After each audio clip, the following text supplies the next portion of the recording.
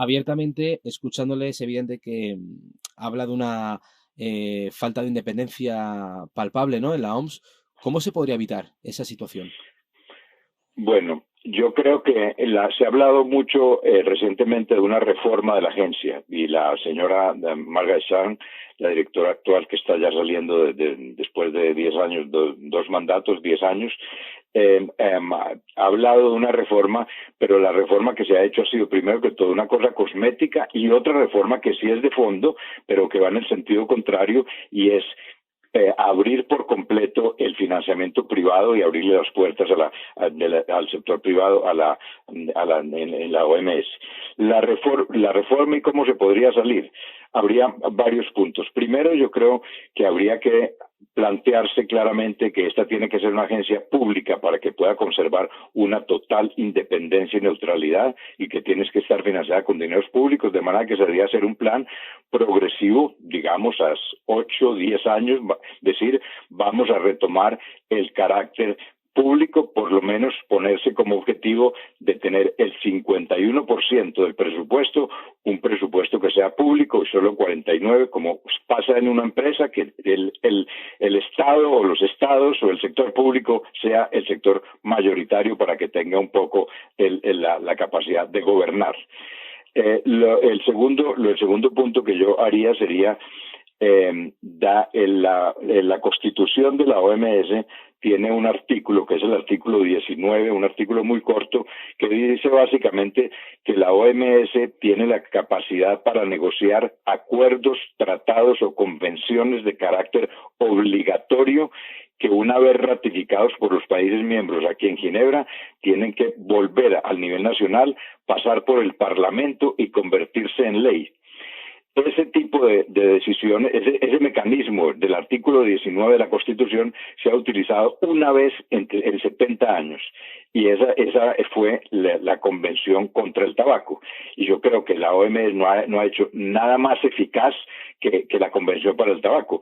Y hay hoy en día leyes, hace 10 años o 15 años nadie se imaginaría que uno en los aviones no se iba a poder fumar, o en los trenes, o en los lugares públicos, hoy en día, o en los restaurantes, etcétera. Hoy en día es una realidad y es por ley y es una medida que tiene un impacto en la salud pública absolutamente espectacular.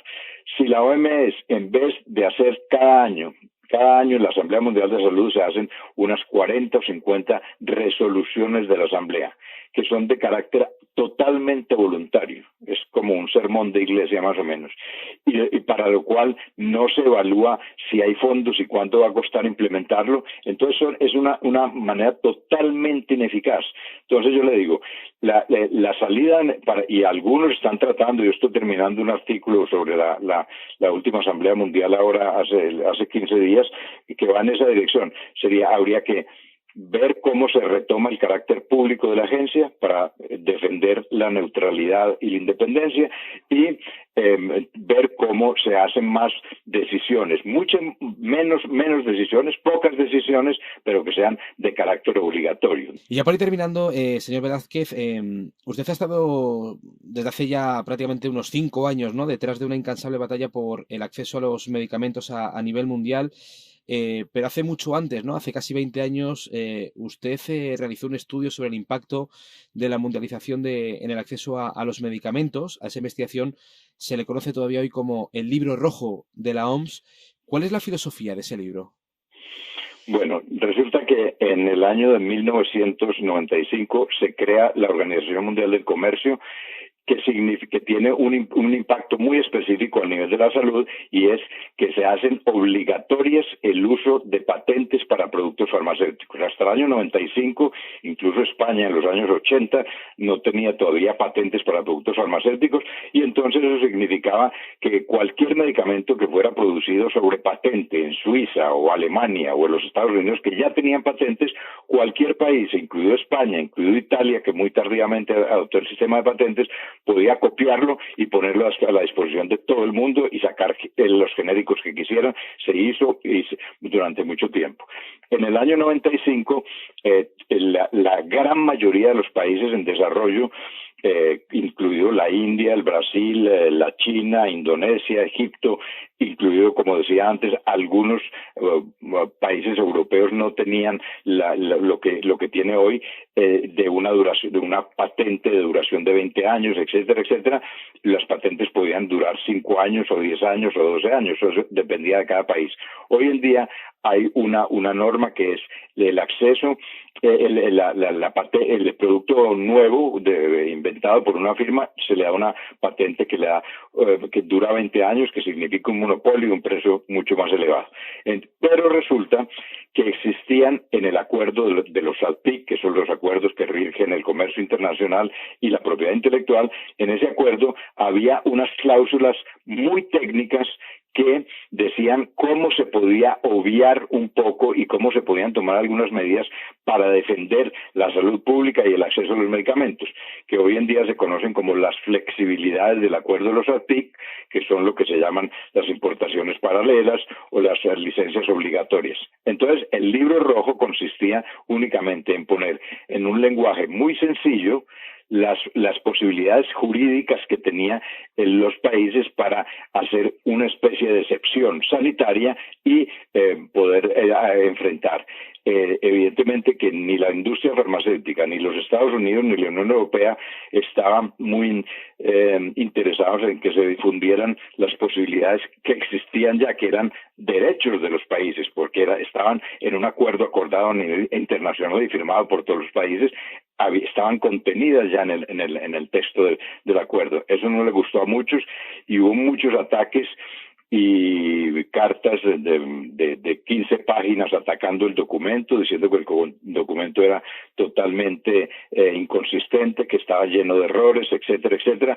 Entonces, la señora Brundtland, directora de la OMS en aquella época, lo que hizo fue mandar el libro rojo a 5 expertos internacionales en los Estados Unidos, en Argentina, en Bélgica, para que analizaran desde el punto de vista jurídico. Estos eran grandes jurídicos a los cuales se les pagó para que analizaran el documento, y ellos volvieron con un análisis del documento mismo y de las cartas que han llegado de la industria farmacéutica, de la Organización Mundial del Comercio y del gobierno de los Estados Unidos contra el documento. Y dijeron, esto no tiene ningún sentido, y destrozan terriblemente. Le cuento todos estos detalles porque acabamos hace 3 meses en el South Center de sacar otra vez decimos el libro rojo 20 años después, y la publicación consiste en el libro rojo original más las cartas que escribieron en aquella época los Estados Unidos, la industria y la Organización Mundial del Comercio atacando el documento, más el parecer de los expertos internacionales que probaban que el contenido del libro rojo era válido y las cartas no tenían ningún sentido, eran cartas sesgadas por intereses económicos y políticos de los países, o del país que envió la carta en contra. Ese es el libro rojo que sigue muy vigente, porque como usted ve, por ejemplo, hoy en día se está hablando en mi país de origen de una licencia obligatoria para un medicamento, la firma Contra Novartis. el cáncer, ¿no? Sí. Para el Glivec, contra la leucemia, y ha habido amenazas de los Estados Unidos. Incluso y de con Suiza. retirar, ¿no?, la ayuda al proceso de paz. Exactamente. Llegan a un extremo que esto es una bestialidad, incluso pensarlo. Un país que está en una guerra desde hace 40 años y que un gobierno diga que le cortamos la ayuda si usted aplica únicamente los mecanismos legales que existen en la OMC y dice, yo retiro la patente, le pago unas royalties que se le tiene que pagar una compensación, ¿no? Se tiene una compensación, y yo lo pongo en el dominio público para poder asegurar el acceso. Comentaba antes que aquel libro rojo, ¿no?, del que han pasado ya 20 años, no gustó demasiado a países como Estados Unidos, tampoco a la industria farmacéutica. Es cierto que en su caso llegó incluso a recibir agresiones y amenazas de muerte, hasta el punto de que la propia ONU le tuvo que garantizar su seguridad con una serie de escoltas y de protección privada. Bueno, a mí no me gusta hablar de ese tipo de cosas, porque es algo muy muy personal.